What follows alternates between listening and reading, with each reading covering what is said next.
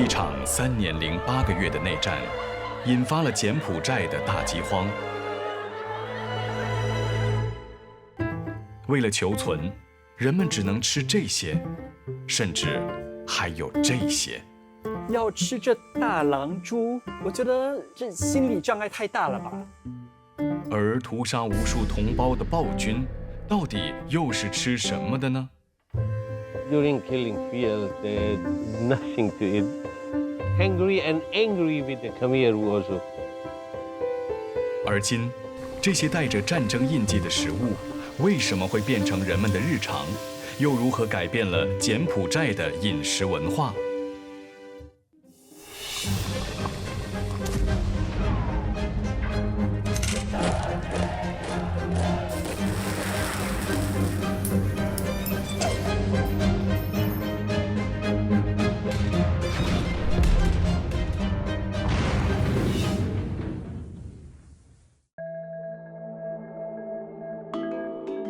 柬埔寨是个历史悠久的文明古国，举世闻名的吴哥遗址就是高棉王朝辉煌易时的证据。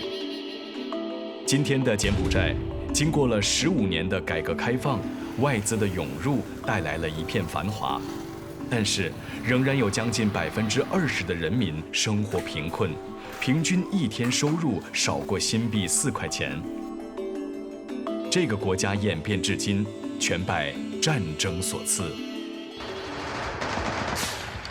在柬埔寨的近代史上，战火硝烟从未停止过。2战后，独立不久的柬埔寨又陷入外敌入侵和内战，蔓延了近40年的战事，引发了柬埔寨史无前例的大饥荒。当战火终于在1990年代平息，这片土地剩下的只有满目疮痍以及饥肠辘辘的幸存者。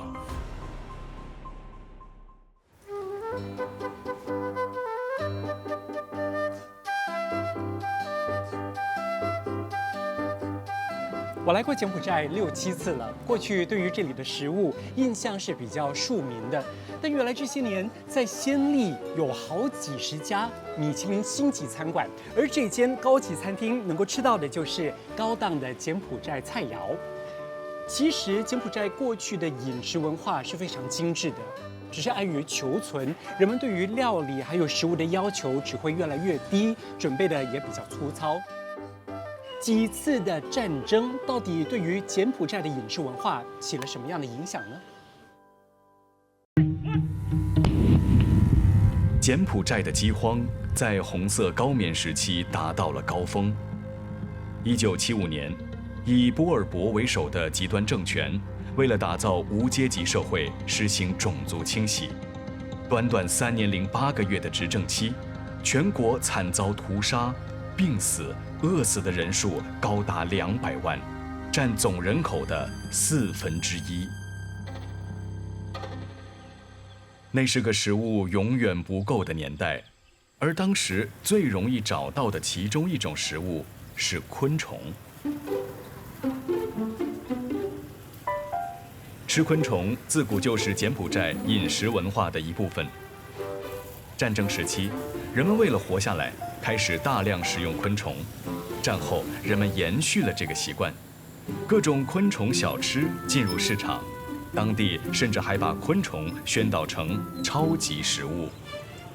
这里是靠近暹粒市区的一个夜市，这趟来就是要找有柬埔寨特色的食物，会不会有一些跟战争或者是战地有关的呢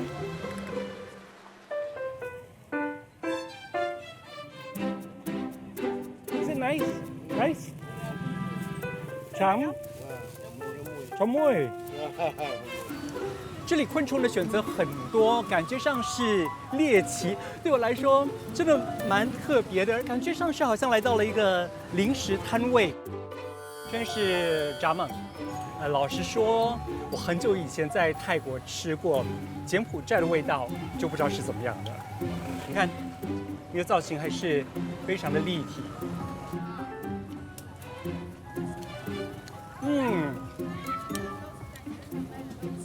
有点像我们在新加坡吃的炸索东亚就是脆脆很爽口，而且你可以咬得到它里头的肉质。哇！就是这些张牙舞爪的昆虫，在战争时期喂饱了很多柬埔寨人。现在，它们则是大家最爱的市井小吃。市集里，一个罐头分量的炸昆虫，售价介于1到3块钱新币之间，销量很好。尝过了味道之后，很想知道它们的出处是从哪里找来的呢？老板娘告诉我说，在暹粒郊区的森林里头可以抓得到，而那里附近的村庄有很多人是从事昆虫捕捉工作的。有一种昆虫在这里看不到，但绝对是在柬埔寨的战地食谱里头占有重要的地位。据说在车程1个小时外的乡镇 Banti Sri 就是柬埔寨其中一个昆虫批发地。军委决定出发去寻找那里的昆虫猎人，一路颠簸，最后眼前只剩下一片荒野。就在这片干燥的黄土之下，藏匿着曾为当地人果腹的战地食物。43岁的 Chenchup 是 Banti Sri 的居民，已经有20年的猎捕昆虫经验，其中一种能卖上好价钱的就是狼蛛。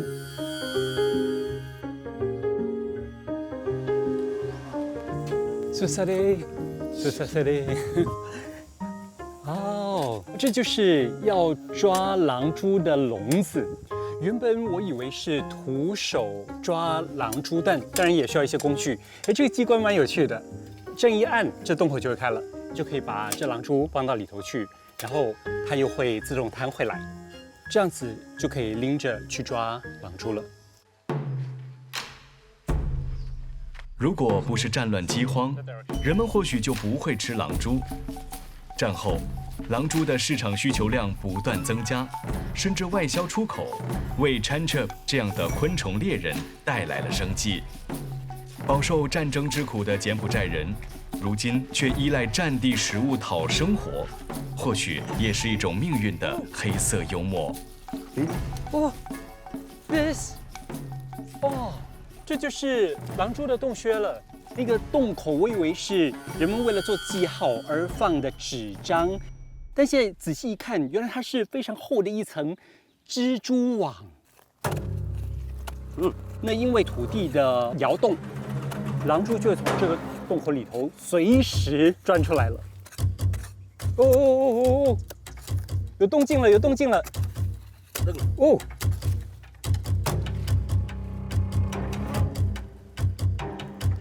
哦，跑出来了！哦，来，哇，被灼伤，他手指被灼伤。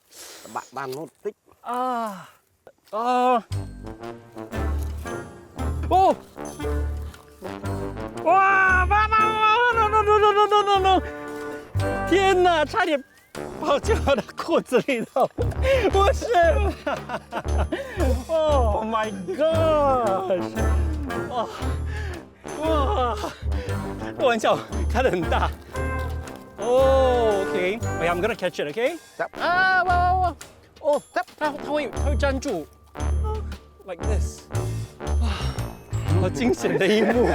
哇，天哪！呼吸急促。好紧张，好紧张！这是我在好莱坞动作片还有恐怖片里头看得到的小动物，现在竟然抓在手里。很多人以为狼蛛的毒性很强，其实那是媒体和电影的过度渲染。狼蛛的毒性并不会致命，一旦被蛰伤，伤口会出现小红点和刺痛的感觉，只要把它的刺拔出来就可以了。运气好的时候 ，Chenchup 每天可以抓到20只狼蛛，加上向别的村民收购来的狼蛛，高峰期间他一天可以搜罗到1万只，每只售价大约新币5毛钱。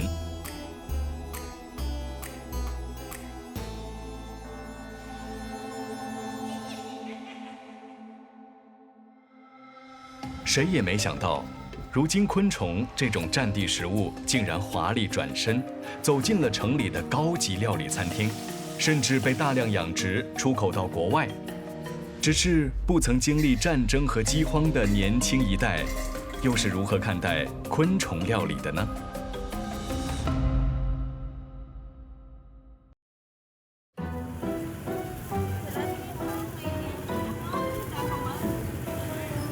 昆虫是柬埔寨重要的战地食物。战争结束30年，吃昆虫文化却依然兴盛。而让人闻风丧胆，但具有丰富蛋白质的狼蛛就是其中一种。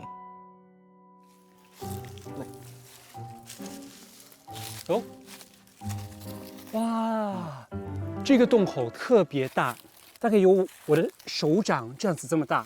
洞口的大小其实就代表了狼蛛的大小，应该是一只大狼蛛。好可怕，感觉来到了盘丝洞，即将会碰到蜘蛛精。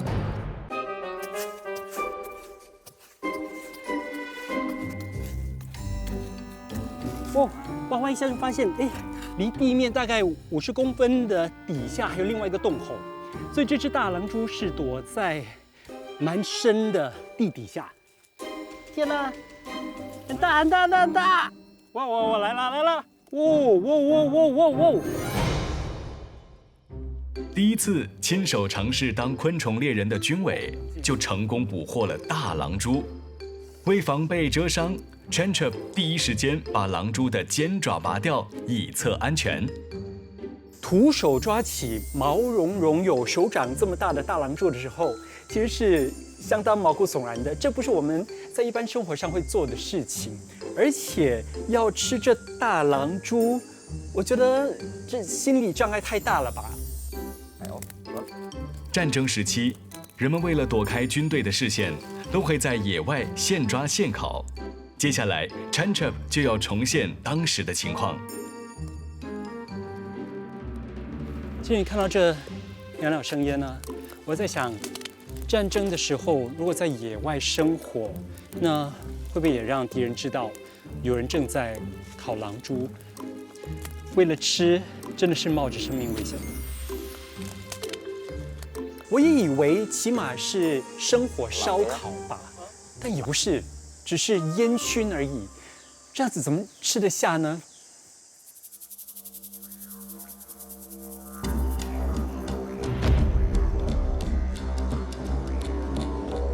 把脚拔了哦，有点像螃蟹。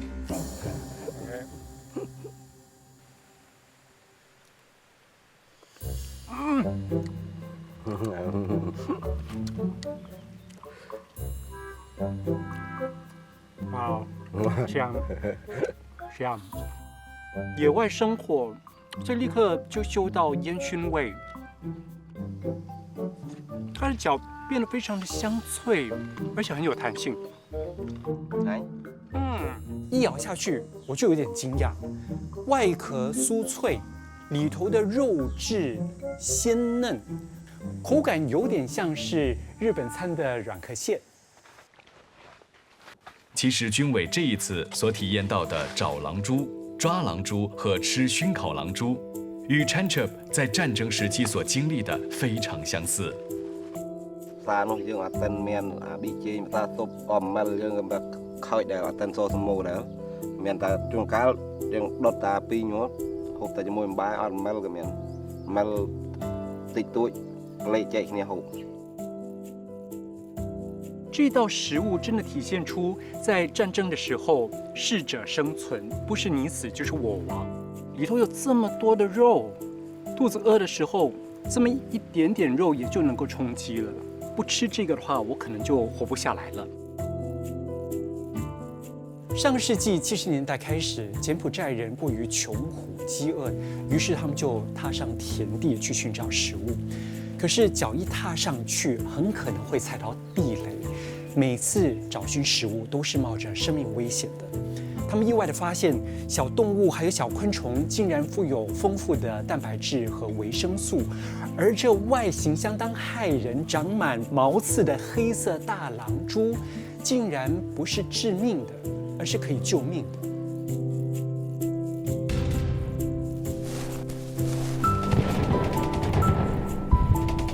战火平息后，人们没有时间沉溺于悲伤，因为温饱仍是最大的危机。只是遍地的地雷几乎让柬埔寨的农耕种植难以振作。由于粮食匮乏，当地至今仍有高达30%人口营养不良。昆虫于是成了最廉价的营养来源，也是许多当地人餐桌上的家常菜。外形恶心狰狞的昆虫是外人难以下咽的黑暗料理，但对于战争幸存者而言，还有什么是比饥饿和死亡更黑暗的呢？而今，从战场到路边摊，昆虫还走进正式的餐厅，成为主流的食材。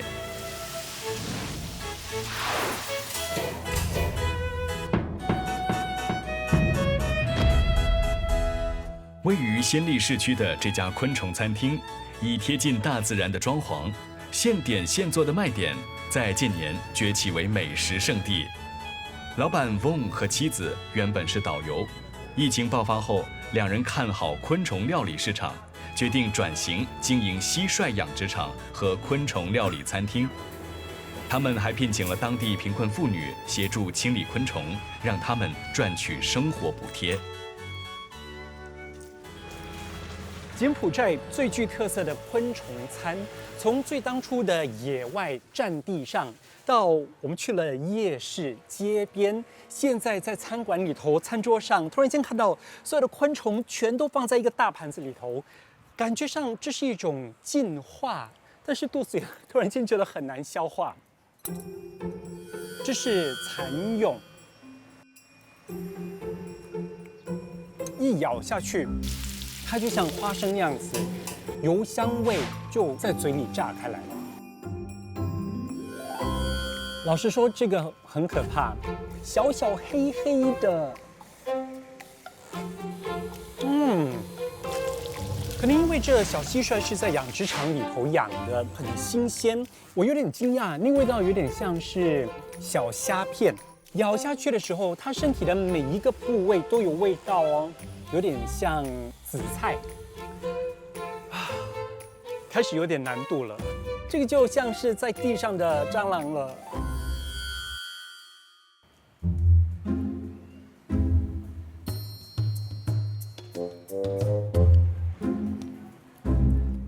哇哦，大蟋蟀因为它的体积比较大，脚也比较长，翅膀也都还在哦。其实它的口感更好，而且味道更丰富。就像薯条加虾片的味道。There are so many different choices here. Which one is your favorite? I like cricket. You like cricket? Yeah, because I remember well during Khmer Rouge, my mom tried to give me to test. She said the protein that you can replace by cricket. I stopped to eat rice every evening. Oh. So I replaced by the cricket because No when wonder you look so young. yeah, maybe. Yeah. 养殖场的蟋蟀以南瓜、芒果等天然蔬果喂食，这里干燥清洁的环境对蟋蟀的繁殖和生长非常有利。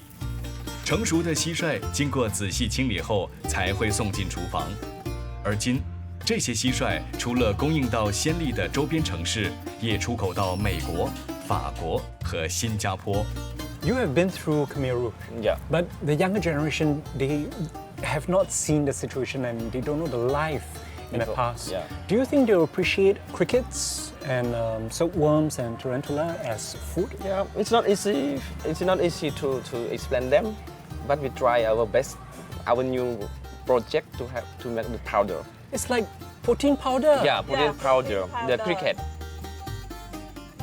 在他们的身上，我看到了柬埔寨3代人对待昆虫食物的不同态度。他们的母亲会跟他们说：“你们能够吃到昆虫，已经很幸运了，你们知道吗？”对于他们来说，这是童年的记忆，他们共同的经验。但对于他们的下一代来说，昆虫食物是这么多不同种类的其中一种选择，可能只是零食而已，完全不带任何的包袱。战乱时代，当人民和士兵都只能被迫以昆虫充饥，高高在上的军阀吃的又是什么呢？作为他们的厨师，每天为杀人无数的魔王做饭，内心又会有怎样的纠结呢？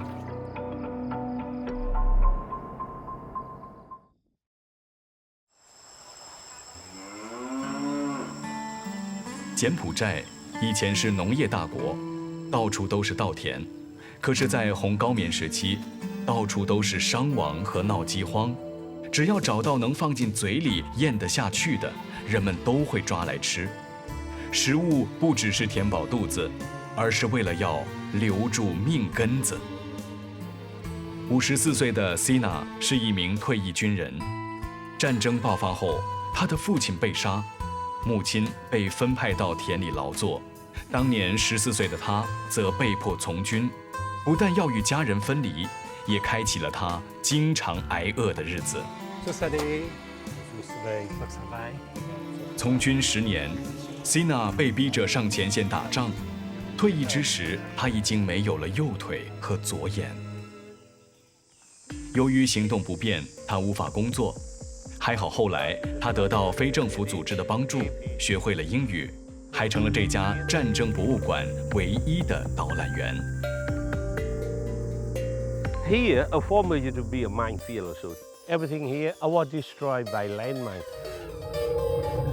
走进位于暹粒的战争博物馆，一切仿佛历历在目，各种从战场上搜罗而来的军火和装备，总让人错觉军队集结的号角就要响起。这间柬埔寨唯一的战争博物馆于2001年开放。地雷的毁坏度可以有多大？连坦克都可以炸坏。在柬埔寨，根据估计，应该是地雷的数量跟人口的数量是相同。I walk around here, a lot of skeletons, about 1,000 people everywhere.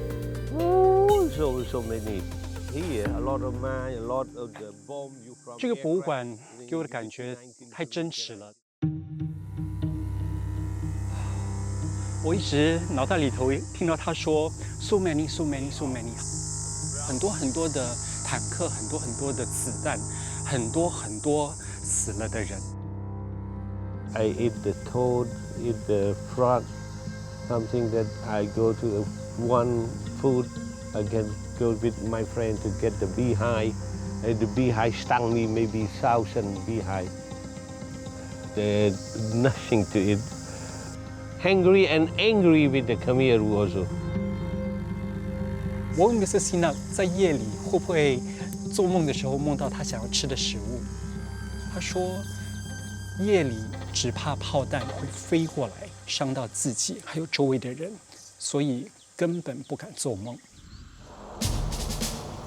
红色高棉政权历时3年零8个月，这场血腥的种族灭绝带来了巨大伤亡。精英分子、基督徒、穆斯林，甚至是戴手表、戴眼镜和说外语的人都被送进牢狱，最终以极其残忍的方式处决。1979年，越南入侵柬埔寨，瓦解了红色高棉，军队残部于是就逃到了泰柬边界的小镇，也就是安龙汶，作为最后一个据点。从此展开了长达20年的游击战。军队在这里居高临下，俯瞰整个小镇，对抗敌人。安龙汶有近3万人口，大多是红色高棉曾经的官兵和家属，还有被胁迫而来的民众。这里也是红色高棉领袖波尔博和塔莫最后的葬身之地。塔莫是红色高棉的4号人物，曾经策划多次屠杀事件，所以人们称他为屠夫。当时候的人们生活在水深火热之中，在安龙汶的居民又怎么看待他的为人呢？塔莫掌权的期间，有多达170万名柬埔寨人命丧在他所领导的大屠杀和暴政之下。但是，就算他多么残酷冷血，塔莫在誓死效忠的手下眼里，仍是一名有风范的领袖。1979年，红色高棉倒台，还是有3000多名手下听命于他。除了山上的据点，塔莫也在山脚的湖边建了居所，方便他和部下获取水源。这里共有4栋高脚屋，作为住宿、粮仓、厨房、聚会场所等用途，还设有让村民借宿的房间。屋外则停靠着他用过的卡车，一切都跟一般农舍无异。但那些关押过俘虏的牢笼，却又凸显了这里的黑暗过往。This is the Tamok Lake.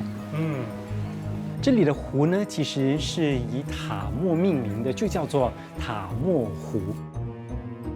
这个小镇安龙汶是波伯和塔莫最后的居住地，也曾经是他们进行反抗的军事基地，如今是湖光山色。这栋楼2层楼高，那楼上是厨房，但原来底下就是塔莫的藏身之处。如果有敌人来袭的话，他就会钻到底下去了。而这里面还有个小门，哇哦，里头非常的暗，但是空间其实挺大。This is his kitchen.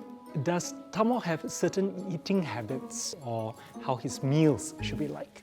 តាមការជួបជាមួយប្រជាជនចាស់ៗនៅជុំវិញតំបន់លំវែងហ្នឹងគឺយើងធ្លាប់បានជួបដូចខ្ញុំបានជួបផ្ទាល់ជាមួយនឹងប្រជាជនចាស់ៗតមកជាមនុស្សសាមញ្ញនៅលំវែងប្រជាជនហូបអីគឺគាត់ភាគច្រើនរបៀបមកហូបស្រុកស្រែ 导览员 Vichai 的父亲曾告诉他，塔莫有御用的主厨和厨房帮手，附近的村民也经常会为他煮食。不过，这些村民都必须是部队熟悉的人，以防泄露机密和行踪。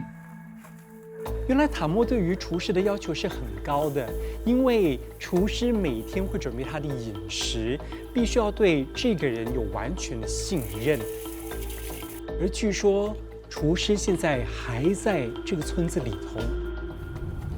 在导览员和当地战争史料团体的牵线下，军委前往拜访曾为塔莫主食的厨师 So 已经68岁，邻里街坊都叫他 Min So。Min 在当地语中是阿姨的意思。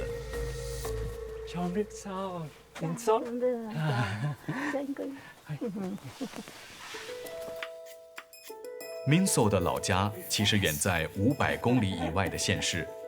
当年他为了躲避战乱，一路逃难至此，一住就是30年。1990年，35岁的 Min So 在偶然之下成为了塔莫主厨的帮手。每当塔莫家有会议或活动，他就会到厨房帮忙。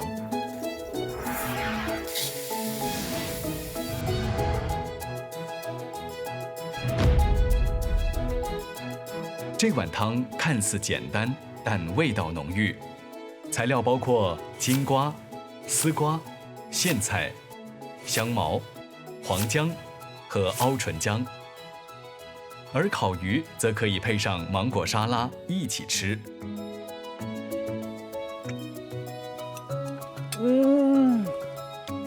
很香，很新鲜。即使过了30几年，Min So依然记得塔莫的饮食习惯。作为近距离接触过塔莫的人，Min So有着跟其他幸存者很不同的经历。你曾经是塔莫的厨师，我觉得我们能够找到你是很难得的。那是一个怎么样的经历？我们之前接触了另外2位服务过塔莫的厨娘，但是都被拒绝了。其中一个原因是因为他们的丈夫不愿意让他们出境。但是民宿阿姨的丈夫已经过世了，她也许少了一些负担，大方地接受了我们的到访。但是红高棉时期，波伯、塔莫、内战、越共这些都仍然会挑动神经，对很多安龙汶的人来说还是敏感课题。有时民族阿姨她在聊到过去的记忆时，也会不太愿意继续聊下去。Min So为塔莫服务了5年，由始至终他都知道塔莫的身份。其实，陷入战乱的安龙问几乎与世隔绝。对他而言，塔莫是村子的领导人，为他煮食不过是村人之间的一种守望相助。事实上，很多安龙问人至今依然怀念塔莫。他为村子里铺过路、修过桥、建过医院和学校。当地人认为他是一个慷慨的领导人。你是安龙问这里的居民，那我们外人可能会有很多的误解。你希望我们能够多了解些什么吗？កាលពីចំនួននោះក៏មិនដែលជាលំបាកអីទេមិនបាក់ហូបមិនបាក់ចុកអីទេព្រោះគាត់ឲ្យយើងដាំដុះគ្រប់តែគ្នាឲ្យមានហូបមានចុកជាជនគាត់យល់ចេះតែដាំហើយចេះតែធ្វើអូនអត់មានឈប់ទេគោម្នាក់2 3 4 5ក្បាល10ក្បាលហ្នឹងម្នាក់ខ្វះអីទេកាលនោះ民族阿姨在塔莫的厨房里头当助手，她说的每一件事情都是亲身经历、亲眼目睹。我赶紧把它记下来。她说，塔莫不挑食，不发脾气，生活简单。塔莫和蔼可亲，关心年轻人，懂得大家的名字，而且塔莫会帮助村民发展农地，鼓励农民自食其力。民族阿姨的形容跟我们所有人世人对塔莫的认识完全是不一样的。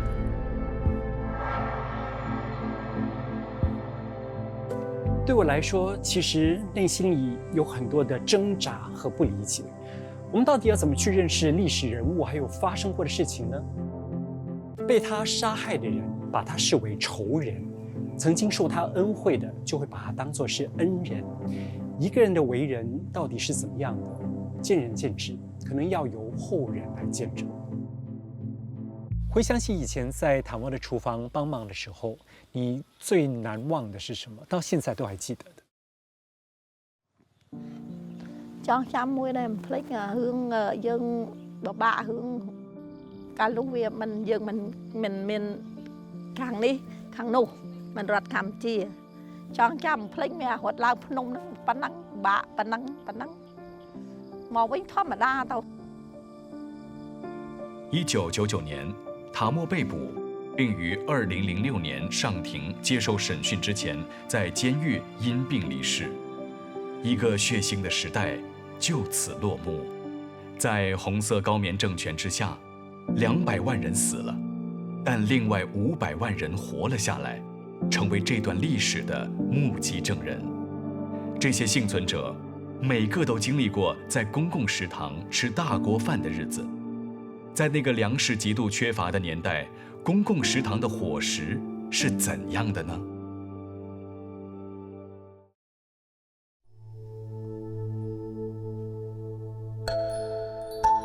在柬埔寨，战争的印记依然随处可见。街头很常看到被地雷炸伤的人，郊区仍竖立着小心地雷的告示牌。擦肩而过的路人可能就是战争幸存者。然而，很多人没有活下来。红色高棉引起的大饥荒，导致全国高达100万人饿死和病死，被视为现代史上最惨烈的饥荒。我一直背熟了小学课本里头的这么一段：无鸡鸭也好，无鱼虾也好，早晚白饭不能少。显然的，白米饭对华人来说这么的重要，对柬埔寨人来说也是一样的。更何况这里是农业国，稻米是他们的重要粮食，也是经济来源。但是发生战争的时候，米少了，饭不够分，怎么办呢？只好往大锅饭里头大量的加水，把米煮成稀薄的粥。而粥水也就是在战地上公共食堂里最普遍的食物了。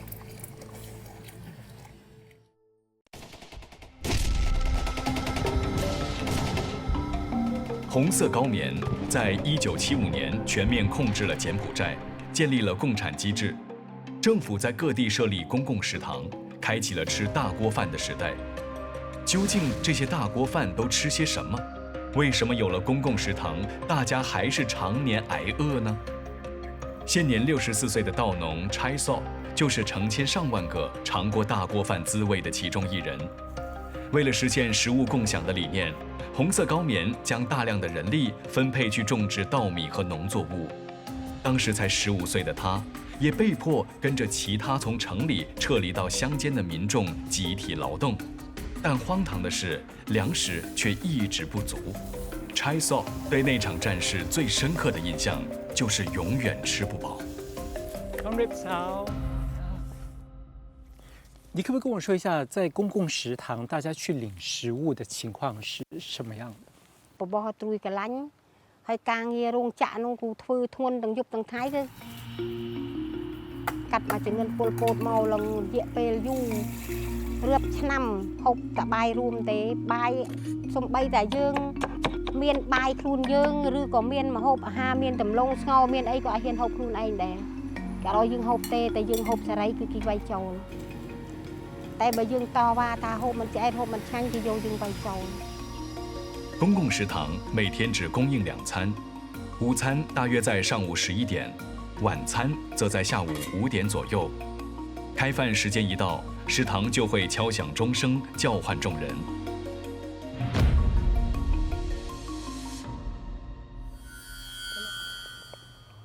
啊，咸咸的 fry。这一碗粥看起来比较浓稠，但是在战争的时候，它会吸饱很多，而且分量也不可能这么多。吃的方法呢，就是少一点点。这看起来像是咸菜，但其实是把鱼肉和一些菜剁碎了之后，再加上一点鱼肉酱啊，或者是鱼露，让它有一点点的味道。但是分量就这么多，比汤匙还要少，大概1/4吧。然后在粥里头搅拌，让这稀薄的粥有一点点味道。以前吃的分量有多少？你帮我拿一下。哦，以前有鱼的吗？ ត្រីប៉ុន្តែត្រីតិចរយៈពេលតិចតែមកបានម្នាក់តែប៉ុណ្្នឹងឯងអត់ពីប៉ុណ្្នឹងក៏អត់បានទៀតទេត្រីមួយដុំនោះគឺពុះចែកគ្នាប្រហែលជា3-4នាក់ក្នុងសន្លមួយចានគ្នា4នាក់ 那这饭呢还会跟番薯混在一起吃，那这是1个星期吃1次，分量就是这么多。那菜的分量有多少呢？这么一碗，必须要4-5个人一起吃。鱼肉有，但是就是那么一点点，菜比较多。而且如果可以分到汤的话呢，就是这么一勺。在这个高压政权时期，民众禁止私藏一切锅碗瓢盆和米粮。每一天，军队就会挨家挨户搜查取缔违禁品，村民被迫冒险藏起炊具，或变卖家当，偷偷换取额外粮食。更有不少人饿得吃沙土，最终染病而亡。如果人间有地狱，那时的柬埔寨就是地狱。 គេថាម៉ែឪរបស់យើងគឺបកកុម្មុយនីសកម្ពុជាស្មារតីដាច់ខាតអត់មានអុយគិតតែធ្វើការងារផលប្រយោជន៍រួមអត់មានតែគិតការងារឯកជនអីផ្សេងក៏អត់អុយមានណាគេអុយយើងគិតតែការងាររដ្ឋការងាររួមគេតែប៉ុណ្ណោះឯងតែយើងជាកូនបកកុម្មុយនីសកម្ពុជាអត់មានកូនម៉ែកូនឪទេកូនបកតែប៉ុណ្ណោះឯងគេអុយយើងនិយាយតែប៉ុណ្្នឹងឯងអត់អុយនិយាយអីតទៅទៀត 红色高棉垮台后，越南入侵。 Chai Sok 随家人到山区医院照顾受伤的红色高棉士兵，同时也负责运输粮食到不同的据点。在一次行动中，他误踩地雷，失去了一只脚。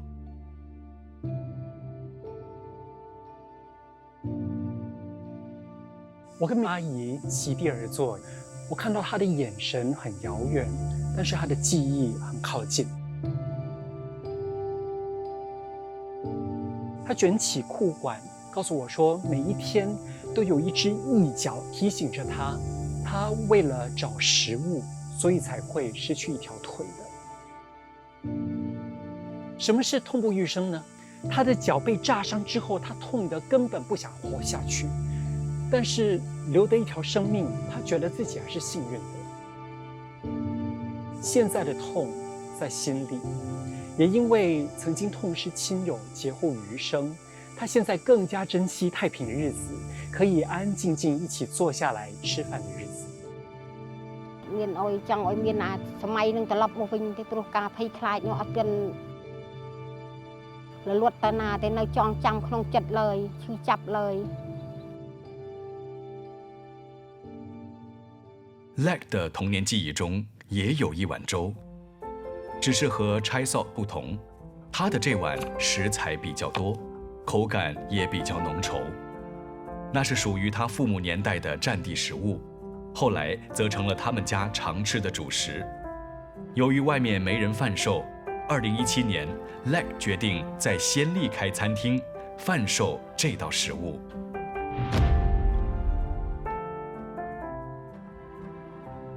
当地人把这种粥叫做 bobo pack。bobo 的意思是粥 ，pack 则是浓稠。bobo pack 没有固定食材，当下能找到什么就放什么。大锅饭时期，有些地方允许每个家庭派代表到食堂领取一定分量的粥。回程中，很多人会偷藏起路边找到的野菜或蜗牛，回家添到粥里，让粥更有饱腹感。红色高棉结束后，国家持续战乱，很多孩子营养不良，当地母亲都会以最经济实惠的食谱煮 bobo pack 给孩子吃，这也成了柬埔寨80后的集体童年回忆。Lek 的食谱来自母亲，也有他自己的改良。大量新鲜蔬菜都是常见的食材，既廉价又营养，也体现了当地人药食同源的智慧。bobo pack 用料虽多，烹煮过程却不复杂。首先洗米下锅，等米粒爆开后，加入瓜类和根茎类，包括南瓜、芋头和小玉米。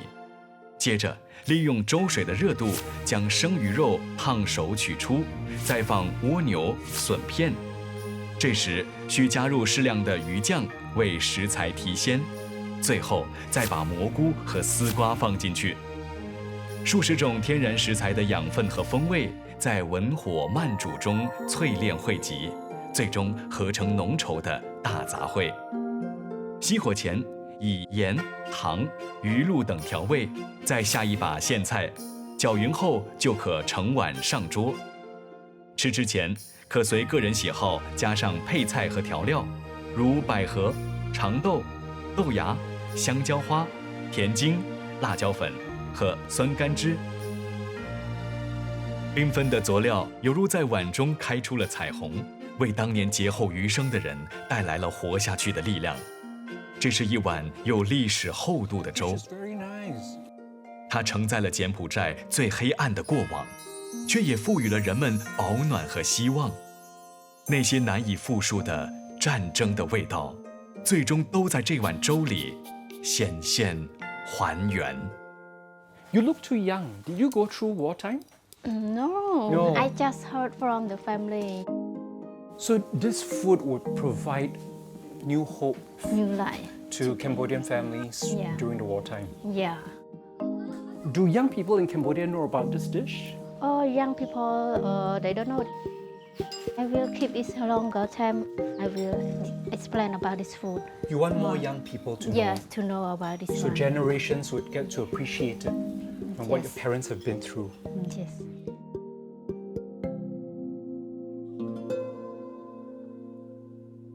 我每一次来柬埔寨都有很多的感受，这里有很多的缺失。我25年前第一次到访，后来在杂志上写了一篇坑坑洞洞的柬埔寨。但是这一趟我看到很多的道路都已经进行修补，变得平坦许多了。国际组织希望能够拆除所有的地雷，这个计划也应该在2025年完成吧？我真的这么希望。而现在历史书更加可以包括了战地食谱，让一道道最具特色的柬菜、柬粥、柬昆虫，承载了柬埔寨人顽强不屈的精神。今时今日的柬埔寨，硝烟远去，尘埃落定，战火不在，但是伤痛未停。在这里永远留存着的是人间悲情。不过这一趟我非常肯定的是，柬埔寨战地食谱里头的每一道食物都可以化悲愤为力量，不只是历史的印记，也可以为身心带来慰藉，为未来创造新的契机。